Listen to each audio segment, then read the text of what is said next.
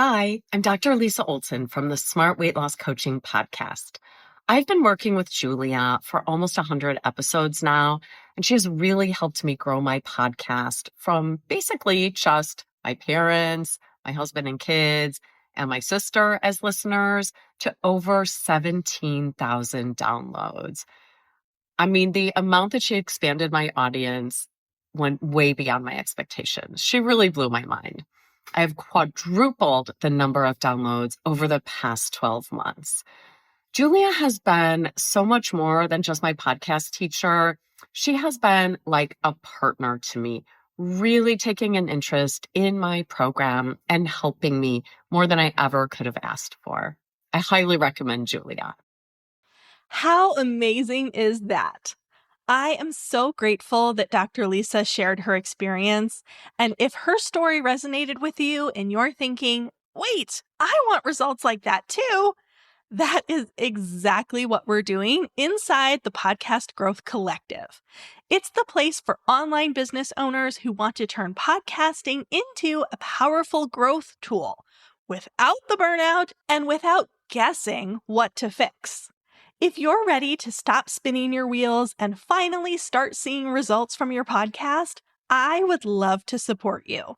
Head to thepodcastteacher.com/collective to learn more and to join us. And now let's jump into today's episode.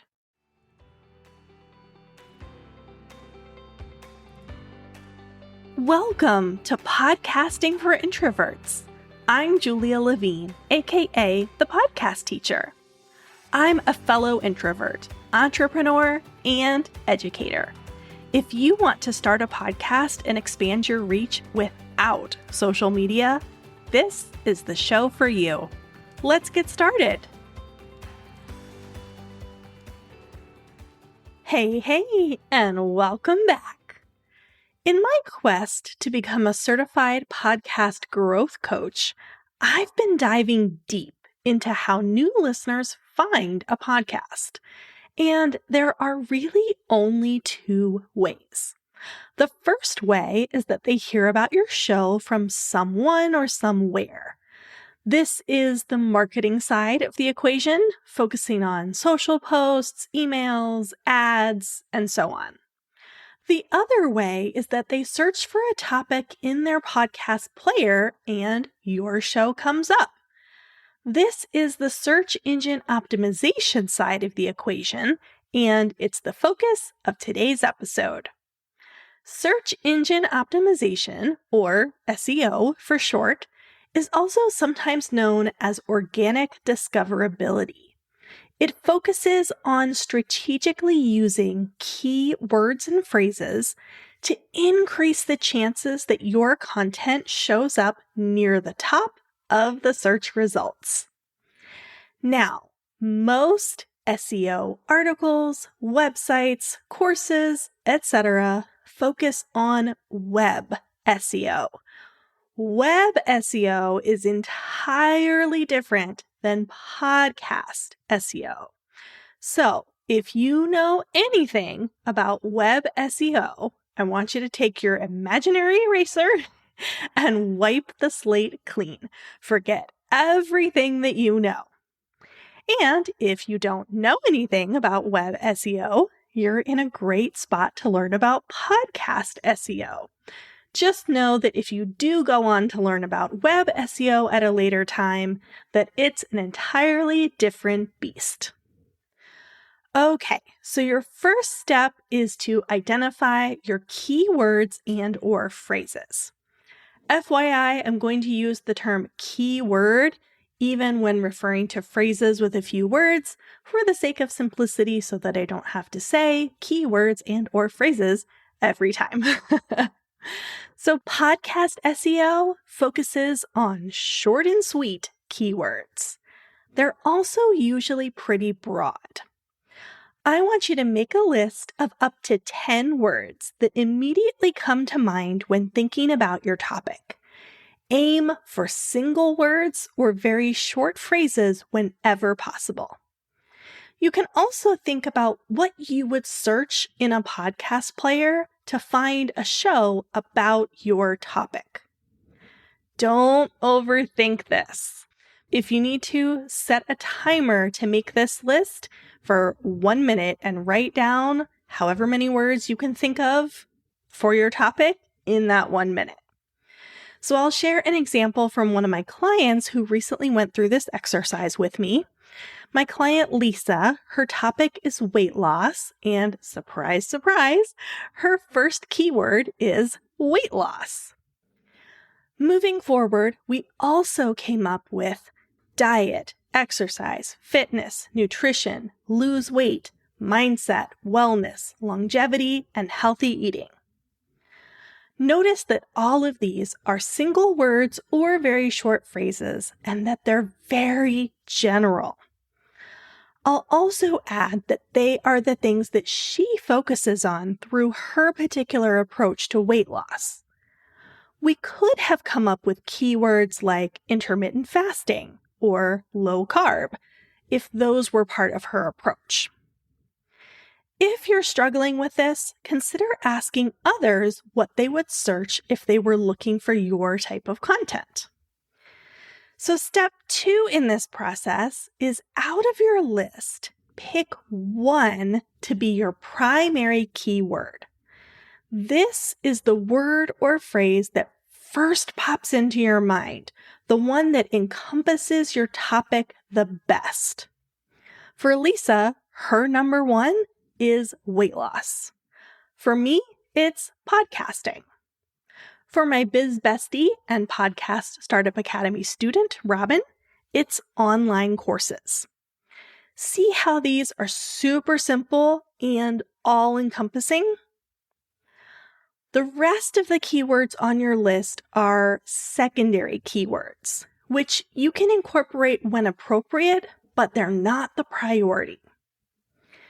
Step 3 is where you incorporate your primary keyword in specific places. We want to put it into the fields that are being searched. So when you type something into your podcast player search bar, what's happening in the background is that the computer is basically looking for matches. If you put in weight loss, it's looking for the phrase weight loss in the podcast records.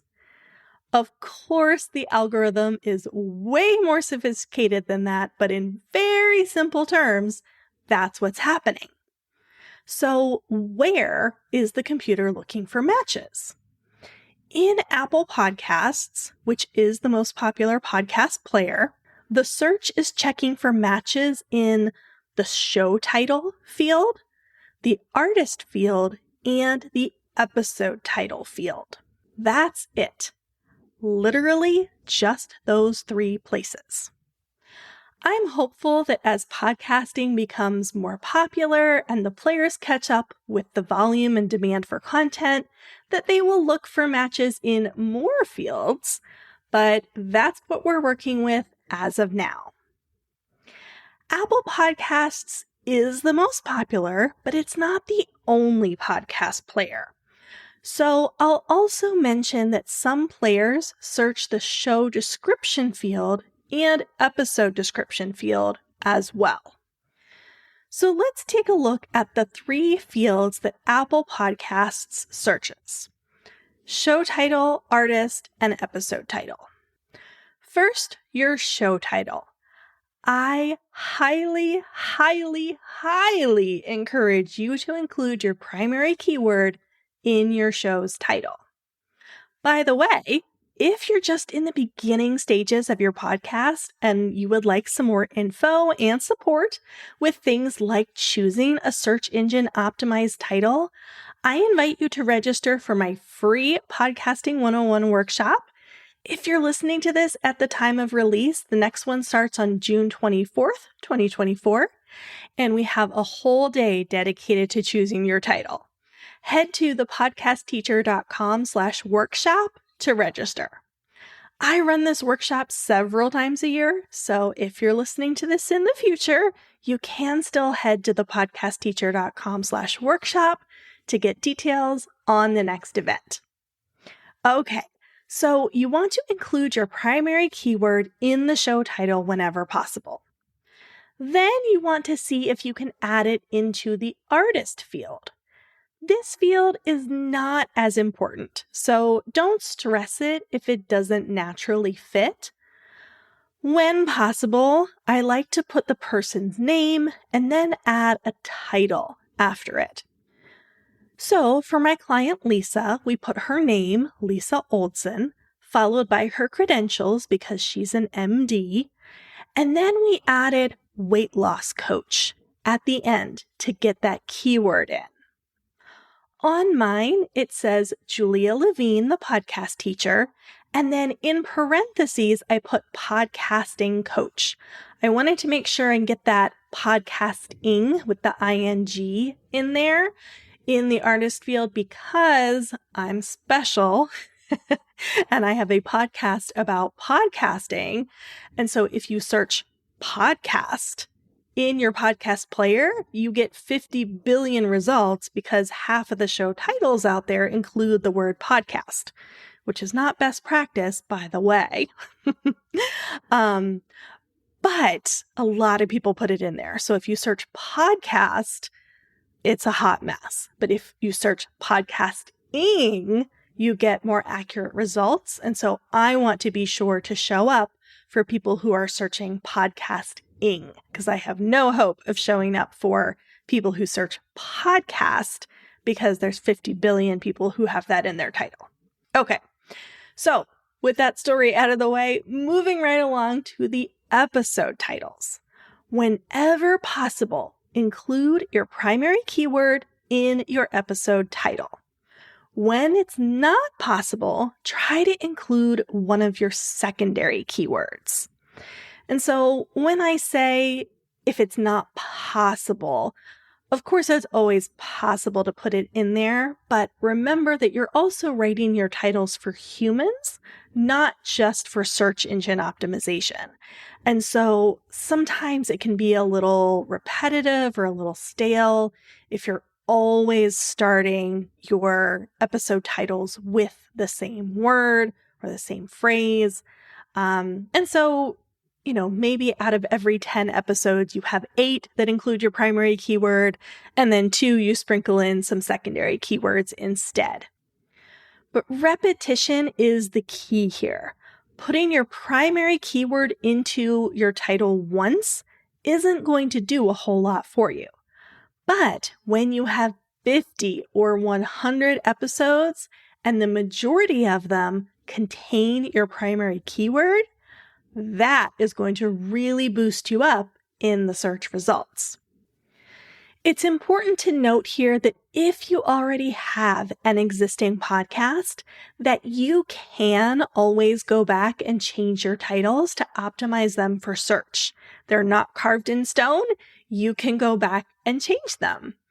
This is not something that you need to do tomorrow, but if you think your show could benefit from going back and optimizing some of your episode titles, maybe you redo 1 or 2 a week until you get through them all.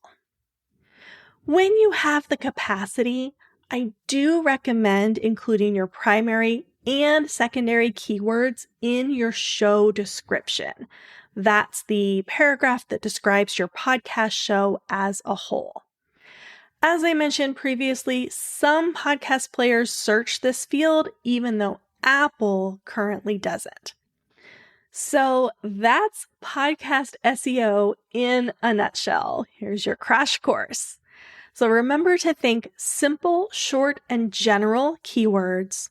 Choose one to focus on as your primary keyword and put it in your show title, plus as many episode titles as possible.